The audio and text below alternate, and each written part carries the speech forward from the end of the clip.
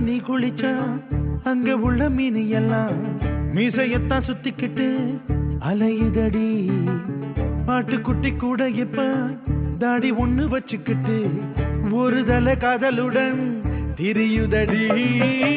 குச்சிப்புடி கதகளி எல்லாம் நடகிலே புது புது பாடம் படிக்குமே. ரங்கோலி காலம் எதுக்கடி கொஞ்சம் வெக்கப்படு கண்ணத்தை